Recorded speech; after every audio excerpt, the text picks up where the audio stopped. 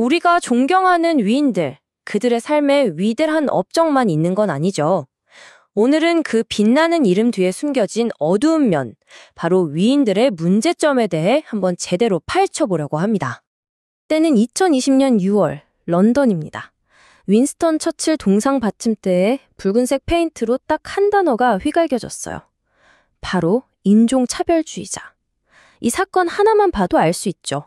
오늘 우리가 다룰 이 논쟁이 그냥 캐캐 묵은 과거 이야기가 아니라 바로 지금 우리 사회의 가장 뜨거운 감자 중 하나라는 걸요. 자, 그럼 이런 상황에서 우리는 어떻게 해야 할까요? 우리가 어릴 때부터 존경하라고 배웠던 그 영웅들의 추악한 진실을 알게 됐을 때 말이죠. 그들의 위대한 업적과 끔찍한 과오, 이걸 어떻게 함께 봐야 할까요? 이게 바로 오늘 우리가 함께 풀어가야 할 정말 쉽지 않은 질문입니다. 그래서 이 질문의 답을 찾아가기 위해서요. 먼저 요즘 왜 이렇게 영웅들이 도마 위에 오르는지 그 배경부터 살펴볼 거고요. 그리고 대표적인 두 인물, 예술계의 거장 피카소와 전쟁 영웅 처칠의 사례를 깊숙이 들여다볼 겁니다. 그런 다음엔 과연 예술가와 예술가를 분리할 수 있는가? 이 철학적인 질문도 한번 던져보고요. 마지막으로 이 모든 걸 종합해서 우리의 이 복잡한 과거를 어떻게 기억해야 할지 함께 고민하면서 마무리해보겠습니다. 네, 첫 번째 순서, 도마 위에 오른 영웅들입니다.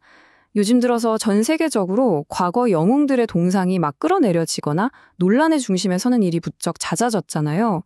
도대체 왜 지금 우리는 이 역사 속 인물들을 다시 평가하게 된 걸까요?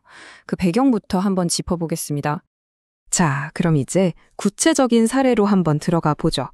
20세기 예술계의 절대적인 거장, 천재로 칭송받는 파블로 피카소입니다. 그런데 말이죠, 그의 눈부신 예술적 명성, 바로 뒤편에는 여성에 대한 아주 잔인한 편력이 숨어 있었어요. 천재성과 여성 혐오, 이 극단적인 두 얼굴을 함께 들여다보겠습니다. 피카소가 직접 한 말입니다. 세상에는 두 종류의 여자가 있을 뿐이다. 여신 아니면 발닦개. 와, 이 한 문장만 들어도 그가 여성을 얼마나 단순하고 또 얼마나 잔인한 이분법으로 바라봤는지 정말 소름 끼치도록 명확하게 드러나죠. 그리고 이건 그냥 말로만 고운 게 아니었어요. 그의 실제 연애 관계를 보면요. 정말 끔찍할 정도로 일관된 파괴적인 3단계 패턴을 따랐다고 합니다. 첫째, 정서적으로 상대를 지배하고요. 둘째, 통제하고 학대합니다. 그리고 마지막엔 병들거나 더 이상 쓸모가 없어지면 그냥 가차없이 버리는 식이었던 거죠.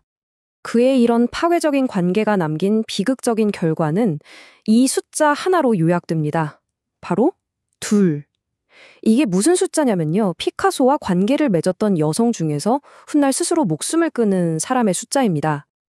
근데 그의 문제적 행동은 여기서 그치지 않습니다. 이건 정말 충격적인데요.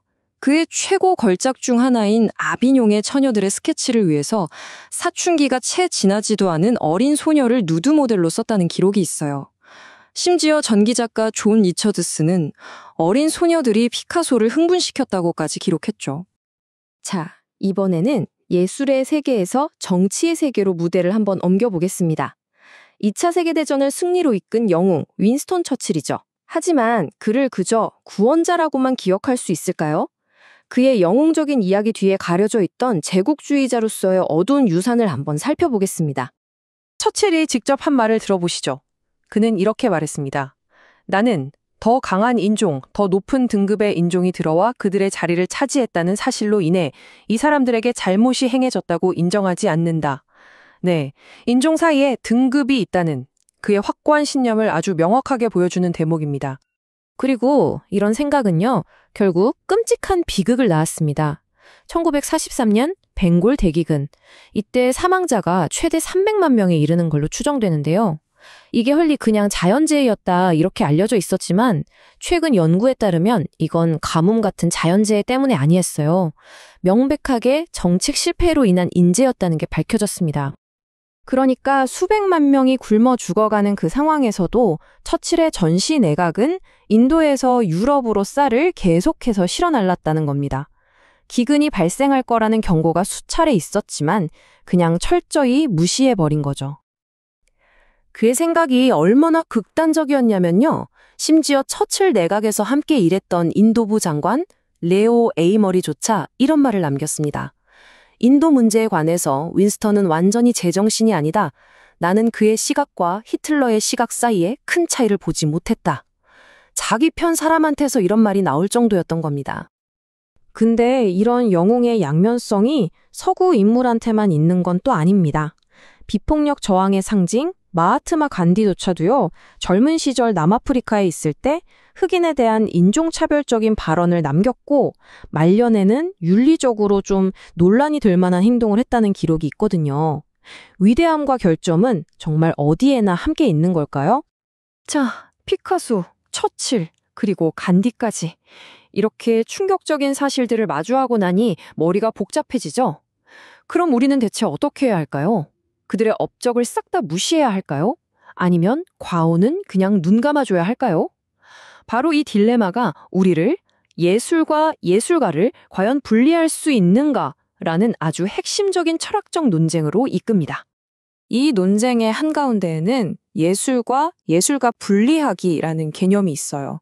이게 뭐냐면 아주 간단히 말해서 창작자의 사생활이나 인격이 좀 문제가 있더라도 그것과 별개로 그 사람이 만든 작품 자체는 순수하게 감상하고 평가할 수 있느냐, 바로 이 질문입니다. 이 문제에 대한 입장은 크게 두 가지로 나뉩니다. 한쪽에서는 작품은 작가의 손을 떠난 순간 독립적인 생명력을 갖는 거다라고 주장하죠.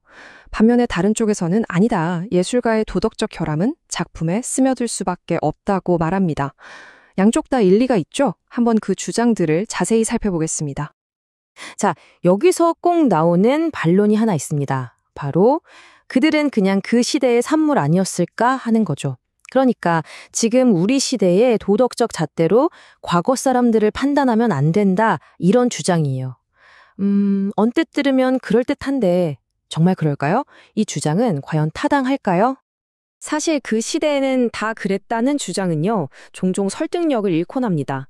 왜냐하면 바로 그 시대에 살았던 동료들조차도 그들의 생각을 이건 좀 심하다, 충격적이다 라고 생각했기 때문이죠. 앞에서 봤던 처칠의 사례가 딱 그렇잖아요. 그의 극단적인 생각은 당시 기준으로 봐도 분명 문제가 있었던 겁니다. 자, 그럼 이 모든 걸 종합해 볼 때 우리는 이제 어디로 가야 할까요? 영웅을 그냥 단죄하거나 아니면 무조건 감싸는 흑백 논리를 넘어서요. 우리는 우리의 복잡한 과거를 어떻게 마주하고 기억해야 하는가? 이 좀 더 근본적인 질문에 도달하게 됩니다. 아마 정답은 취소나 삭제가 아닐 겁니다. 한 인물의 부인할 수 없는 천재성이나 역사적인 리더십을 인정하면서 동시에 그가 저지른 비윤리적인 행동과 그로 인한 심각한 피해를 함께 비판하는 것, 이 두 가지를 동시에 하는 게 가능하다는 거죠. 네, 위대함과 잔혹함은 한 사람 안에 얼마든지 공존할 수 있다는 사실, 그걸 우리가 받아들여야 하는 게 아닐까요? 결국 이 논쟁은요, 어떤 쉬운 답을 딱 내놓는 과정이 아닌 것 같습니다. 대신 우리에게 더 나은 질문을 던지게 하죠. 영웅들의 빛과 그림자를 모두 포함하는 미화되거나 축소되지 않은 정직한 역사란 과연 어떤 모습일까요? 그리고 더 중요하게는 그런 역사를 있는 그대로 마주할 준비가 우리에겐 되어 있을까요?